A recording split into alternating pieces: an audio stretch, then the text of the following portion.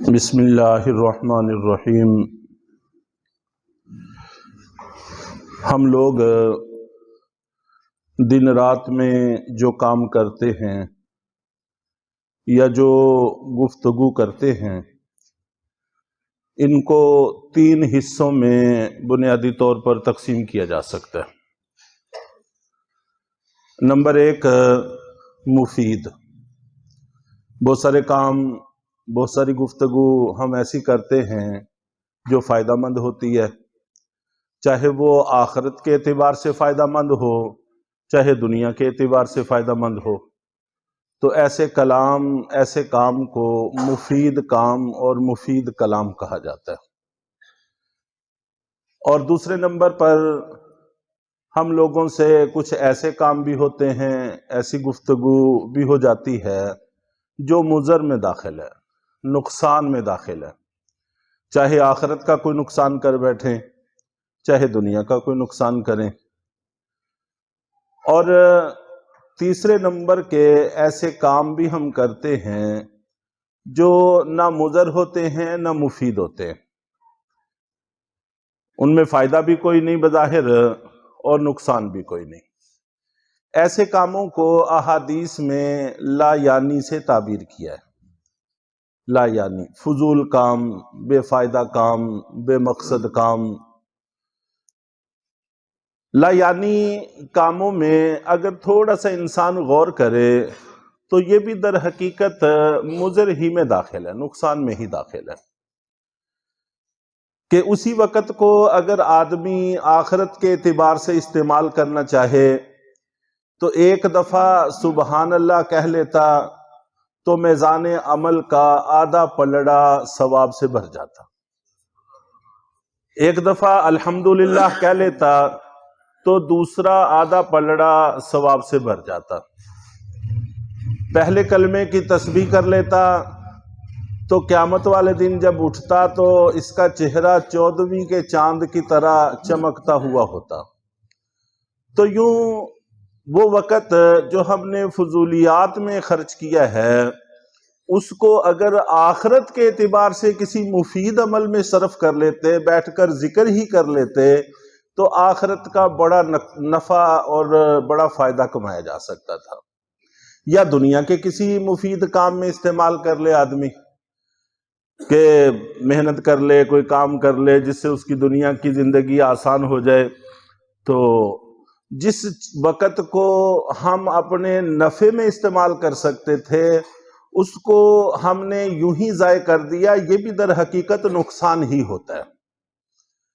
اس کی مثال یوں سمجھ لینی چاہیے، جیسے آدمی کسی کو کہے کہ یہ ایک تھیلا ہے جس میں سونا ہے، جواہرات ہیں، اور یہ ساتھ میں پڑا ہوا دوسرا تھیلا ہے جو مٹی سے بھرا ہوا ہے، کنکروں سے بھرا ہوا ہے۔ تمہیں اختیار ہے، چاہے یہ لے جاؤ چاہے وہ لے جاؤ، جو بھی تم لے جا سکتے ہو ایک لے جا سکتے ہو، اور جو تم لے جاؤ گے وہ تمہارا ہوا۔ اب کوئی نادان آدمی مٹی کا تھیلا اٹھائے اور چلا جائے تو یقیناً بڑے حسرت اور افسوس کی بات ہوگی، اور اس نے بہت بڑا نقصان کیا ہے۔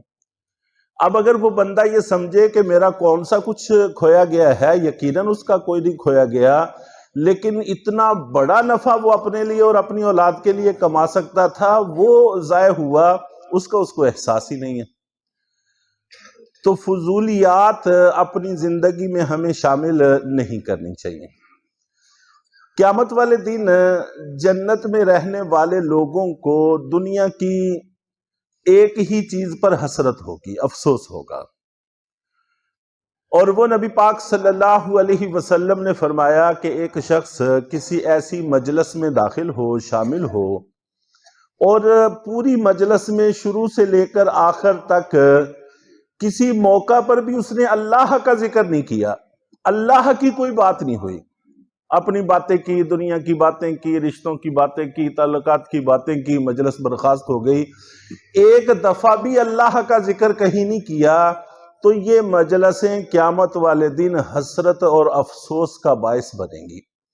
اس حدیث سے بھی واضح طور پر یہ بات معلوم ہو رہی ہے کہ جو چیز حسرت اور افسوس کا باعث بنتی ہے اس کو مضر کہا جاتا ہے، وہ بہت بڑے نقصان کی چیز ہے۔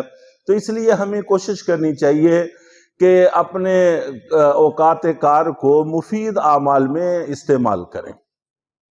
اور علماء نے انہی فضولیات کو باقاعدہ گناہ میں لکھا ہے کہ یہ بھی اصل میں گناہ ہی ہے، گناہوں کی فہرست میں اس کو لکھا ہے۔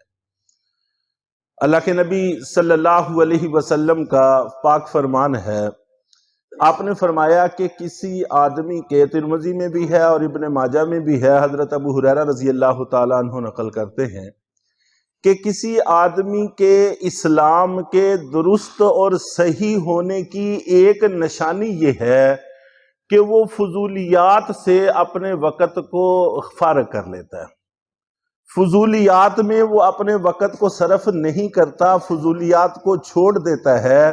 اس سے بھی معلوم ہوا کہ فضولیات کا چھوڑنا یہ ہمارے اسلام اور ہمارے دین کے صحیح اور مقبول ہونے کی ایک علامت ہے۔ نبی پاک صلی اللہ علیہ وسلم کے صحابہ میں سے ایک صحابی ہیں حضرت کعب ابن عجرہ رضی اللہ تعالیٰ عنہ۔ چند روز آپ کی مجلس میں نہ آ سکے تو اللہ کے نبی صلی اللہ علیہ وسلم نے صحابہ سے پوچھا کہ کعب نہیں آ رہے تو کیا وجہ ہے؟ انہوں نے بتایا کہ وہ بیمار ہیں، ان کی صحت ٹھیک نہیں ہے۔ تو آپ ان کی بیمار پرسی کے لیے تشریف لے گئے۔ تو وہاں پر جا کر حضرت کعب رضی اللہ تعالیٰ عنہ کی حالت کو دیکھا کہ کافی کمزور ہے اور آخری وقت کے کچھ آثار ہیں۔ تو نبی پاک صلی اللہ علیہ وسلم نے فرمایا کہ کعب تمہارے لیے ایک خوشخبری ہے۔ تو پاس میں حضرت کعب رضی اللہ تعالیٰ عنہ کی والدہ بیٹھی ہوئی تھیں، ان کے ذہن کے اندر یہ خیال آیا کہ اللہ کے نبی صلی اللہ علیہ وسلم جنت کی بشارت دینا چاہتے ہوں گے، اس موقع پر جنت ہی کی بشارت کی بات ہو سکتی ہے۔ انہوں نے اپنے طور پر یہ سمجھا کہ یہ بشارت دینے لگے ہوں گے، اس لیے فوراً اپنے بیٹے کی محبت میں کہہ اٹھی کہ اور قسم اٹھا کر کہا کہ کعب تمہارے لیے جنت مبارک ہو۔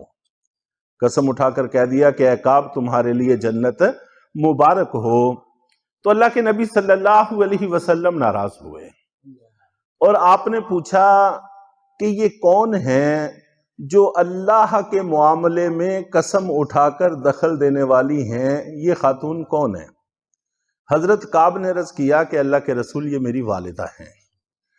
تو اللہ کے نبی صلی اللہ علیہ وسلم نے فرمایا کہ تم ان کے جنتی ہونے کا فیصلہ کیسے کر سکتی ہو؟ اس میں تو کوئی شک نہیں ہے، انشاءاللہ صحابہ کرام سارے کے سارے جنتی ہیں، لیکن اللہ کے نبی صلی اللہ علیہ وسلم جو بات ہمیں سمجھانا چاہتے ہیں اس بات کو سمجھنے کی فکر کرنی چاہیے کہ آپ نے فرمایا کہ تم کیسے ان کے جنتی ہونے کا فیصلہ کر سکتی ہو سکتا ہے کہ انہوں نے کبھی کوئی لایانی کام کیا ہو، بے مقصد کام کیا ہو، فضول کام کیا ہو، اپنے وقت کو فضول کام میں صرف کر لیا ہو، یا اپنی ضرورت سے زائد مال اللہ کے راستے میں خرچ کرنے میں کوتاہی کی ہو۔ یہ دو باتیں ارشاد فرمائیں۔ تو گویا کہ لایانی کام، فضول گفتگو یہ جنت میں داخلے سے رکاوٹ ہو سکتی ہے، یہ واضح طور پر اس حدیث سے معلوم ہوتا ہے۔ امام غزالی رحمۃ اللہ علیہ نے بھی احیاء العلوم میں یہ بات لکھی ہے کہ لایانی چیزوں پر گرفت ہو سکتی ہے، اور جس چیز پر گرفت کا خطرہ ہو تو ظاہر ہے کہ اس میں پھنسنے کا امکان موجود رہتا ہے۔ اس لیے جہاں تک ممکن ہو سکے اپنی زندگی کو، اپنے اوقات کو، اپنی گفتگو کو فضولیات سے خالی کرنے کی کوشش کرنی چاہیے۔ اللہ تعالی ہم سب کو عمل کی توفیق عطا فرمائے۔